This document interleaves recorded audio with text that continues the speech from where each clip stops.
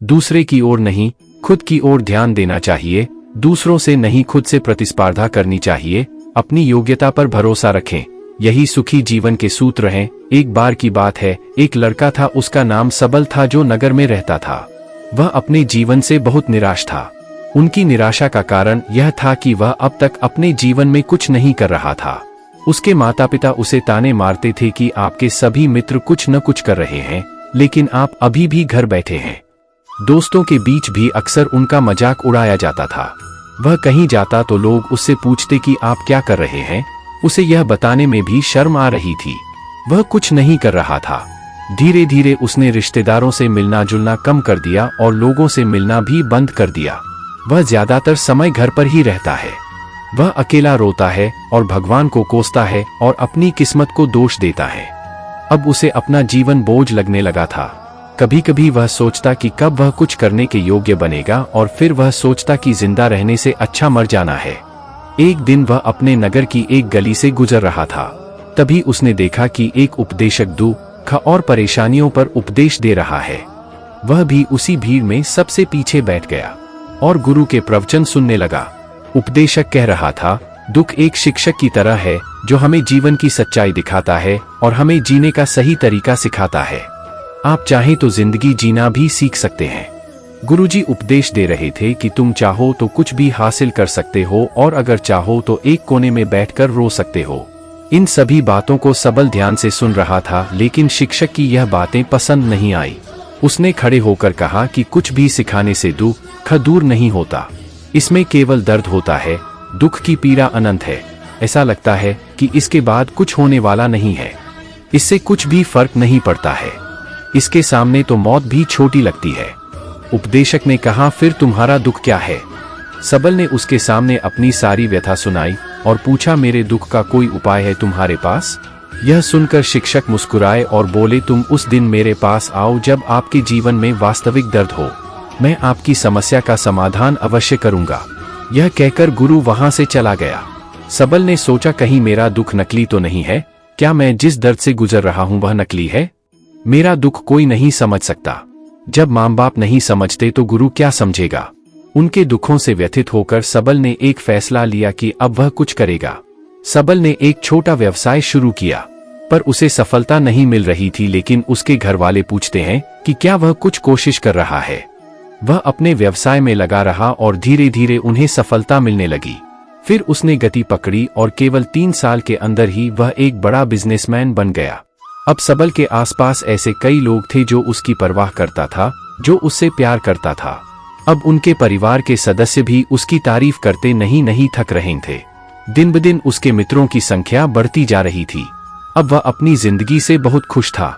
उनके कुछ दोस्तों ने उन्हें सलाह दी कि जब आप एक बड़ा बिजनेसमैन बनकर बहुत खुश हैं, तो सोचिए आपको कितनी खुशी होगी अगर आप इस शहर और इस राज्य के सबसे बड़े बिजनेसमैन बन जाते हैं।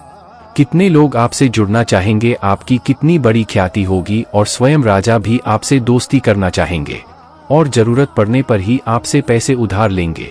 दोस्तों की यह बात सबल के मन में घर कर गई। अब वह और पैसे कमाने की कोशिश करने लगा, लेकिन उसे यह सब बहुत ही जल्दी चाहिए था। वह समय बर्बाद नहीं करना चाहता था। उनका अधिकांश समय इन चीजों को प्राप्त करने में गलाने लगा। इसलिए वह ऐसे काम करने लगा जो सही नहीं था। उसने बड़ा उधार लेना शुरू कर दिया।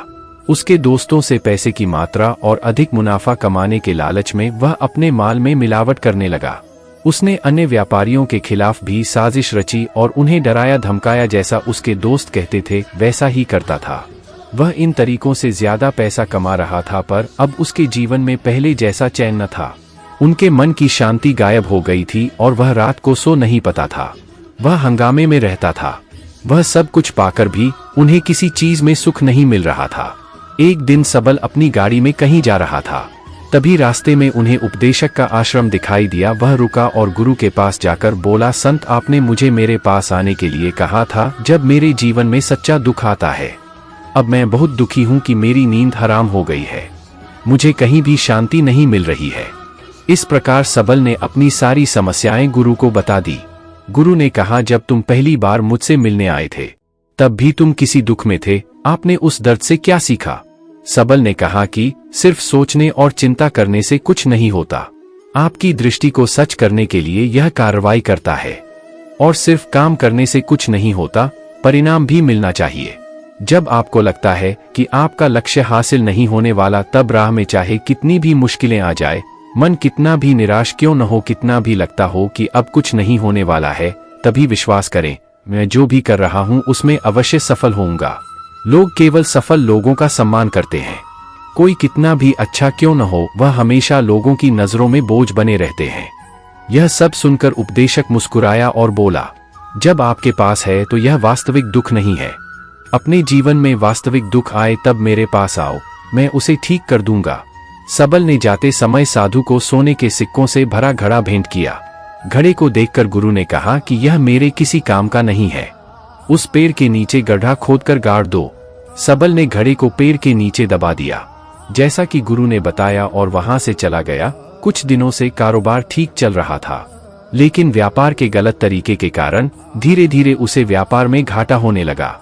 उसकी सारी दौलत धीरे धीरे खत्म होने लगी और एक दिन ऐसा भी आया जब उसके पास कुछ भी नहीं बचा और उस पर कर्ज का बोझ चढ़ गया था, परंतु वह निश्चिंत था क्योंकि उसने अपना सारा कर्ज अपने दोस्तों से लिया था।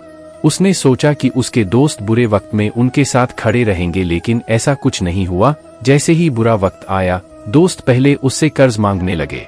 अगर उसने कर्ज नहीं लौटाया, उन्होंने उसे जान से मारने की धमकी भी दी। उनके सभी शुभचिंतक और प्रियजन उससे दूर हो गए। उसके दोस्त जो उसके साथ मस्ती किया करते थे, अब उससे दूर भाग रहे थे। उसका परिवार उसकी गलतियां और कमियां गिनने लगा। उनकी सारी संपत्ति नीलाम कर दी गई और उसके पास कुछ भी न बचा। जब उसने अपने पिता से मदद मांगी, पिता ने कहा कि मेरे पास थोड़ी सी संपत्ति है, मैं तुम्हारी माँ को क्या कहूँगा अगर मैं तुम्हें दे दूँ। यह संपत्ति हमारा अंतिम उपाय है। सबल के मन में गहरा दुख छा गया।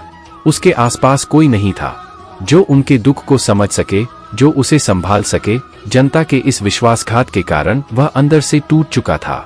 वह सोचने लगा कि अब जीने का क्या मतलब है, अब मौत ही मेरा सहारा है। वह आत्महत्या करने के लिए पहाड़ी पर जा रहा था। तब से उसे याद आया कि उस शिक्षक ने उससे कहा था, मेरे पास आओ जब तुम्हारे जीवन में वास्तविक दुख हो।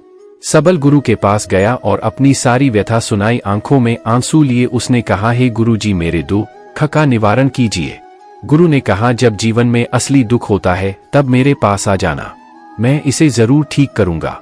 सबल ने कहा कि ये क्या हो रहा है, मेरी जिंदगी में अभी दुख नहीं है, तो आखिर असली दुख क्या है? गुरुजी ने सबसे कहा कि पहले आप मुझे बताओ, आपने अपने दुख से क्या सीखा? सबल ने कहा कि मैंने वह सीखा, जो लोग हमारे जीवन में आते हैं वह हमारी सफलता और प्रगति के कारण वो हमें धोखा जरूर देंगे, क्योंकि बुरे समय में वे हमारे साथ नहीं खड़े होंगे। वे अच्छे समय में ही हमारा फायदा उठाएंगे और बुरे समय में हमें छोड़ देंगे। उन लोगों पर ही भरोसा करें जो हमारे बुरे समय में हमारे साथ खड़े रहते हैं, लेकिन ऐसे लोग बहुत कम होते हैं। लेकिन जिनके पास है, उन्हें उनकी सराहना करनी चाहिए, उनका अपमान नहीं करना चाहिए। मैंने कभी भी किसी के खिलाफ साजिश नहीं रखना चाहिए। अपना काम ईमानदारी और धैर्य से करें और कभी लालची मत बनो। अपने सारे दुख दर्द और अनुभव बयां करने के बाद सबल गुरुजी के सामने आंखों में आंसू लिए बैठ गया। कुछ देर बाद साधु उठे और पेड़ के नीचे एक गड्ढा खोदा और घड़ा निकाल लिया जो सोने के सिक्कों से भरा हुआ था। उसने सबल को देकर कहा, मेरे पास आओ जब तुम्हारे जीवन में वास्तविक दुख हो। सबल ने अपने शिक्षक को धन्यवाद दिया और उसे प्रणाम करके चला गया। उस पैसे से उन्होंने एक छोटा सा व्यवसाय शुरू किया। अब वह छोटा व्यापारी बनकर भी खुश हैं। उन्होंने पूरी लगन और ईमानदारी से कारोबार किया। जल्द ही वह अपने शहर का एक बड़ा व्यापारी बन गया। उनका जीवन सुख सुविधाओं से भरा हुआ था। लेकिन कोई कितना भी अच्छा क्यों न हो, लेकिन जीवन में दुख आता है तो सबल के जीवन में भी दुख आते थे। अपने माता पिता की मृत्यु के रूप में वे दोनों एक ही दिन मर गए। सबल अपने माता पिता से बहुत प्यार करता था, इसलिए उनके निधन से उन्हें गहरा सदमा लगा। वह शवों को ले गया, दोनों को श्मशान घाट ले गया जहां अंतिम संस्कार किया गया। वहां उसने अपने माता पिता का शव जलता हुआ देखा तो उनका मन बेचैन हो उठा। उसके मन में कई सवाल उठने लगे। वह घर वापस आ गया, इसलिए उसने अपने माता पिता के घर और संपत्ति को देखा जिसके लिए उनके पिता हमेशा लड़ते रहे। आज जो छूटा पड़ा है, जिन्होंने इसकी देखभाल की, इसके लिए लड़ने वाले इस दुनिया से चले गए। उसके पिता ने जो कुछ कमाया वह सब यहीं रह गया। एक दिन पहले तक उसके पिता मारपीट करते थे किसी के साथ उसकी संपत्ति के लिए। आज वो खुद इस दुनिया से चले गए। उसका मन ऐसे अनेक विचारों के बवंडर में था। वह अंदर से अकेला और डरा हुआ महसूस कर रहा था। वह खाली महसूस कर रहा था। उसे लगा कि कुछ है, वह समझ नहीं सका। इसलिए वह गुरु के पास गया। उसे देखकर गुरुजी ने कहा, क्या जीवन में कोई दुख है? सबल ने कहा, वैसे तो जीवन में कोई दुख नहीं है, सब कुछ अच्छा चल रहा है, लेकिन आज मेरे माता पिता का देहांत हो गया है। मैं इस घटना से बेहद दुखी और परेशान हूँ। गुरुजी ने कहा, इसमें दुखी होने की क्या बात है? एक दिन सबके अपनों को मरना है। कोई न कभी जिया है और न कभी रहेगा। एक दिन तुझे भी मरना है। शायद तुम कल ही मर जाओगे, या आप आज भी मर सकते हो। सबल ने कहा, क्या कह रहे हो गुरुजी? मैं भी मर जाऊंगा, लेकिन मैं अभी जवान हूँ। गुरु ने कहा कि सब जी रहे हैं इस भ्रम में कि मृत्यु केवल दूसरों को आती है, बड़ों के पास ही आती है। लेकिन जवान और बूढ़े मर जाते हैं, बच्चे मर जाते हैं। मौत का उम्र से कोई लेना देना नहीं है, यह सभी को प्रभावित करता है। मास्टर जी की ये बातें सबल के मन में घर कर गईं और वह चुपचाप चला गया। लेकिन उसका मन अभी भी बेचैन था। वह खाली महसूस कर रहा था। वह सारा दिन अपने बारे में ही सोचता रहा कि वह कौन है, वह इस दुनिया में क्यों आया है, क्या जीवन का लक्ष्य केवल चीजों को खाना और मरना है? ऐसे कई सवाल उसके दिमाग में लगातार उठ रहे थे, लेकिन उन्हें अपने किसी भी सवाल का जवाब नहीं मिल रहा था और उसका दुख दिन दिन ब दिन बढ़ता ही जा रहा था। इसलिए कुछ दिन बाद वह फिर से गुरुजी के पास पहुंचा और बोला, हे स्वामी, मैं बहुत दुखी हूँ क्योंकि मैं यह नहीं जान पा रहा हूँ कि मैं कौन हूँ और मैं इस दुनिया में क्यों आया। यह सुनकर गुरुजी मुस्कुराए और बोले, आज आपके जीवन में पहली बार सच्चा दुख उत्पन्न हो गया है। यह वास्तव में दुख कहलाने के लायक है। हम नहीं जानते कि हम कौन हैं, हम क्यों आए हैं, क्या करें, कैसे करना है। सबल ने अपने गुरु से कहा कि उसकी दुर्दशा दूर करो। गुरु ने कहा कि हम सभी इंसान हैं, जीवन भर संग्रह करते रहते हैं। सबल ने कहा कि सभी इंसान जीवन भर धन, सम्मान, परिवार, प्रतिष्ठा, मित्र, शत्रु आदि जमा करता है। गुरु ने पूछा, क्या हम एकत्रित की गई चीजों में से कुछ भी अपने साथ ले जा सकते हैं? सबल ने कहा, कोई भी इंसान अपने साथ कुछ भी नहीं ले जा सकता, वह सिर्फ अकेला ही जाता है। मेरे माता पिता भी अपने साथ कुछ भी नहीं लेकर गए, सब कुछ धन संपत्ति वैभव सब कुछ यहाँ पर छोड़ कर गए। शिक्षक ने कहा, अब मेरी बात ध्यान से सुनो, इस संसार में हमें जो संग्रह करना चाहिए वह हम नहीं करते। चीजें हमारे सामने होती हैं, लेकिन हम उन्हें देखने की कोशिश नहीं करते। हमें इस दुनिया में जो कुछ भी इकट्ठा करना है वह हम खुद हैं। हमें खुद को जुटाना होगा ताकि जब हम मरें तो हम एकजुट हो सकें और खुद को पहचानने में सक्षम होने के लिए हम अंदर बंटे हुए हैं। हम प्यार, नफरत, गुस्सा, ईर्ष्या में बंटे हुए हैं। क्रूरता, धन, स्थिति, प्रतिष्ठा, सम्मान, पहचान, धर्म, जाति, सैकड़ों हजारों ऐसी चीजों और इच्छाओं में हम विभाजित हैं और टुकड़ों में जीवन जी रहे हैं। इस विभाजन के कारण हमारी चेतना कभी एक नहीं हो सकती। हमारी चेतना शक्ति बिखरी हुई है, इसलिए हमारे पास इतना समय नहीं है, इतनी ऊर्जा नहीं कि हम मुड़ सकते हैं और अपने भीतर देख सकते हैं। वास्तव में धन, सम्मान और सुविधाओं का अभाव, लोग इसे दुख समझते हैं और जीवन भर के लिए जो दुख कहकर रोते रहते हैं।